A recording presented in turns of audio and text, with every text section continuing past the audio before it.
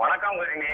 அதாவது நெல்லை மாவட்டம் ராதாபுரம் அருகே உள்ள பண்டாரப்பெருங்குளம் பாசன பகுதியில் முத்துக்குமார் என்ற விவசாயி சுமார் 5 ஏக்கரில் பூசணிக்காய் பயிர் செய்துள்ளார்.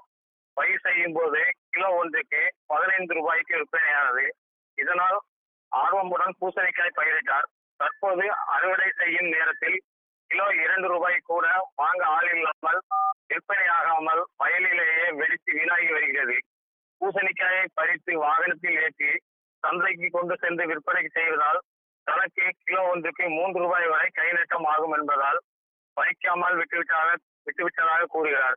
மேலும் விலை இல்லாத நேரங்களில் பூசணிக்காய் போன்ற காய்கறிகளை பறித்து குளிர்பதன கிடங்கில் சேமித்து வைத்து விலை ஏறும் சமயத்தில் விற்பனை செய்தால் லாபம் கிடைக்கும் என்றும், ஆகவே ராதாபுரம் பகுதிகளில் தமிழக அரசு குளிர்பதன கிடங்கி அமைத்து சந்தை விவசாயிகளுக்கு வாழ்வாதாரத்தை உயர்த்த வேண்டும் என கோரிக்கை விடுத்துள்ளனர்.